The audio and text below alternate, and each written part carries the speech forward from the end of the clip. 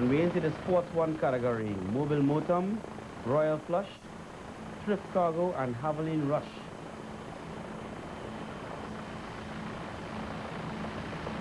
Taking an early lead here, it's Texaco Haviland Rush, the crew of Larry Edgell and Alan Rouse. This boat, it's a 22-foot Boeing with a 350 Chevy inboard engine. Royal Flush, Kurt Liu and Gary Johnson. Royal Flush, 21-foot Formula 3 hull, single outboard engine. We see right again here, Mobile Motum running really, really nicely, running right down to the back, still level when every time she jumps out of the water, as you can see. And taking up behind, she's taking the lead now in front of Haviland Rush. Yes, I believe now they're turning into the Boca area, right? They are now heading into the first Boca. We're into the Boca right now, and it's starting to get a little choppy. The boats are leaving the water a little more, and the trim settings have to change. They have to try to settle on the boat a little more now because they're running in rough water, and these waves are just going to come up on you, and it could be a little here, as you can see right there. Texaco Rush taking a nice jump right there, slowing down a bit. What actually happened here, I spoke to Larry Edgell, is that the carburetor's got a bit flooded after the jump that they made. The gas just rushed up into the carburetor. Right now we can see the change in the water conditions. We're just outside Canning Point now, and you can see the boat starting to lift. This is a clear indication that the North Coast is going to be rough. You can see Checkmate now rising up a bit. This is what I like to call, again, poetry in motion. Right here you can compare the difference between two boats. Look at Checkmate passing this boat on the outside. Walking past, no problem whatsoever. She's heading in now to the first Boca. Right about now, Derek is starting to change the trim. He's going to bring in the drives a little bit to try and step along the boat a little more. You realize she's starting to jump, but he doesn't want her to jump too high. The higher the jump, beautiful. But the higher the jump, the more time that they lose. Yeah, but Richard, if you look at the boat running as well, as you said just now, you're quite right. They have fair trim in the boat. And they're there. I think they're going past one of the other earlier competitors in the race. Remember, these are the boats that started earlier on. They're a lot slower than these boats. Checkmate can average between 90 to 95 miles an hour. The other boats, top speed doing 70 miles an hour. Beautiful jump there by Checkmate. Going into the first, trying to work her way into the North Coast. And the race is starting to get a little hairy here now. Okay, and if you look in the shot there now, we have Solo, which is putting down some time and gaining on them in this sea that's coming up at you. The sea, there's a lot of rollers coming in, and as a result of that, the fellas have to be very particular because of the safety factor at this point. Look at Solo, jumping in the water. This is where the race gets exciting. We're going in now to offshore racing. We have two boats here, one Checkmate, 38 feet long. We have Mr.Solo, 48 feet long. These boats are going to start to leap. We have these chops of at least 3 to 4 feet, and Mr.Solo now taking a slight advantage, walking past Checkmate. And also going past the Venezuelan boat there.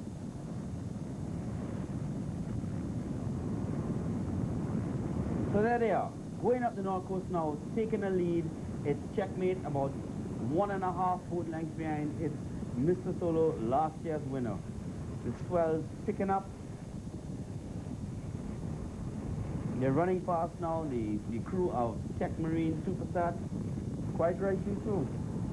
Mr.Solo, 572 cubic inch inboard engine, 1600 horsepower.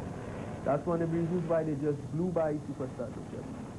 God, let's move away from the horsepower and the cubic engine before. Let's go behind the heart, the purpose of this race. The team Checkmate, they're racing for a specific purpose this year. They lost a key member, Brian Crooks, a man, a powerful name in powerboat racing in Trinidad and Tobago. Brian, a founding member of the Powerboat Association, a driving force behind powerboat racing, and also a very strong force in the Checkmate team. Two good friends, Checkmate, Carlos Sabga, Mr.Solo, Ken Charles, running together here, but they're running like enemies. Who will take the front lead? Anything goes, I want the lead. And at this time, I can just feel what is happening here. We have Checkmate with Derek Chotlin, Carlos driving, and Robin is the navigator. However, with Darren shuttling Mr. Solo and Ken driving, I mean, you can feel the excitement between them. Darren wants it bad. He wants to take the lead in front of Checkmate. Checkmate, as I said before, a household name in powerboat racing. Darren can almost taste it in him. He wants, right now, he's in front of them, and I can just feel the adrenaline pumping in him. But he has the lead, and he's going to hold on to it. He's going to do what it takes to hold on to that lead. Yeah, but Richard, you'd observe that Checkmate has just changed track. They have no move outside of Mr. Solo, attempting to run in a little bit cleaner water to try and catch up at this stage of the game. Darren is not thinking about that. He's in front of Derek and Carlos. That's what he's thinking about now. And he's going to push. As you can see there, taking a nice big jump there, and they seem to have slowed down there. What has actually happened is the gas once again rushed into the carburetors and slowed them down. He's picking up speed again, and he's going to push. Right now, you can just imagine what he's doing. His throat is dry, his adrenaline is high, his nervous system is totally wrecked because he's in front of Checkmate. You have to try to understand how Darren is feeling right here. He has the lead on the Checkmate team, and he's trying all that he can to hold on to that lead. And if you look at it quite closely, you'll realize that Checkmate is changing their strategy completely. They have moved out of the running, and they're pulling up alongside.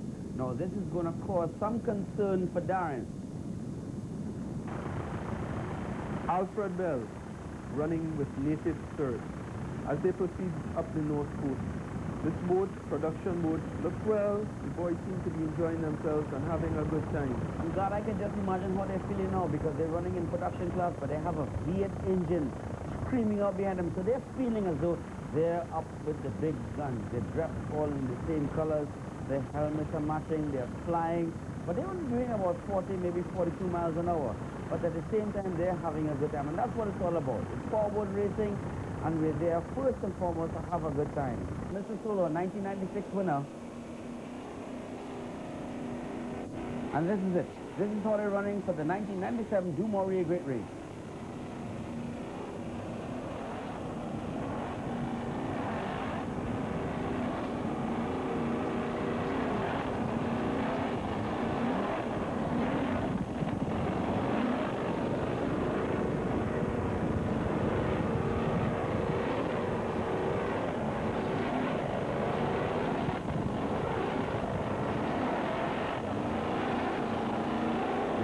Winner, Mr. Solo, Ken Charles, Darren Marshall, and this year Gino Fusco win up the North Coast, and it is Checkmate and Mr. Solo on the top right-hand corner of your screen.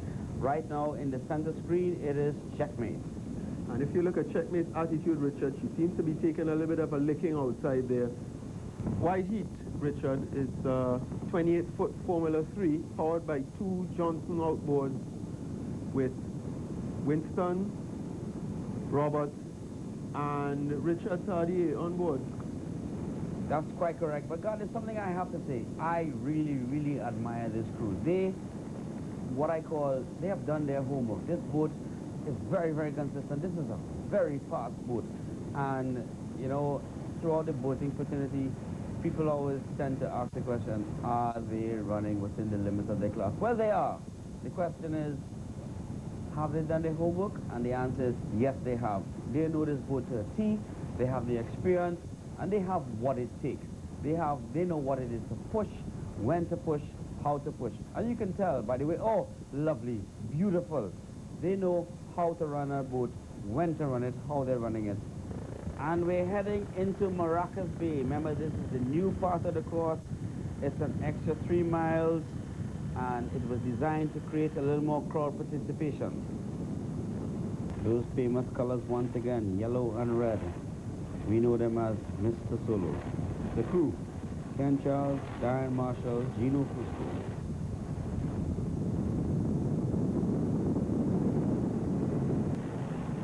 Mr. Solo now coming up on Rush.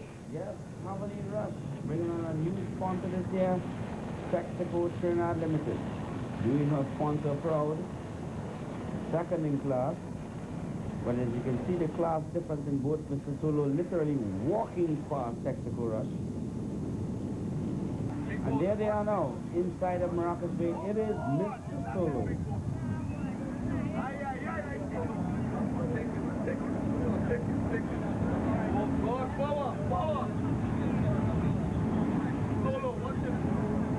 And Solo is making her way out right now. Because of the attitudes of the boat right now, Richard, they're putting a lot of trim on, and there is Checkmate. There it is. There it is. Checkmate making her move right now, taking advantage of the calm water. Derek is really putting it on right now. Look at it, ladies and gentlemen, walking past Mr. Solo. This is what I call racing.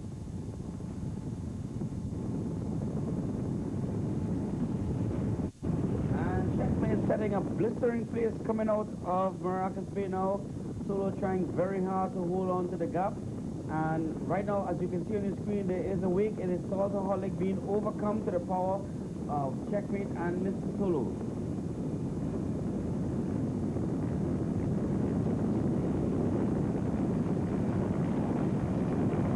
We're back again to the big boat. Checkmate, Mr. Solo.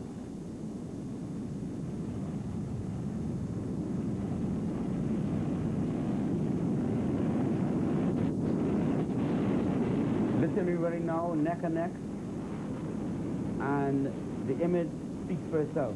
The white splash, water being churned up by the propellers, spinning at some 7,000–8,000 RPM. This is also where racing gets interesting, because it's now two men in their own boat, and they are running as best as they can with the competition right alongside. You can actually see and feel the tension between these crews. Aliens, B-class entrance. Riyad Shakir is driving, Brent Teixeira throttling, and Gerard Awan is the navigator. Here we have the two D-class boats again, and it seems like Checkmate has put just a little distance on Mr. Solo. And they're now coming up alongside and passing quickly. Mobile Motum. The boys are really running now. And here you see the sheer turn of speed and power between the two D-class boats and the Sports One boat. We're back to Rush here, as they themselves are trying to catch up with Mobile, who is ahead of them, because that's also a Sports One boat. Proceeding up the coast, we have Checkmate, which is now stretching out a lead ahead of Mr. Solo. Coverage this year for this class provided by Brico Air Services with Tony Salandi on camera.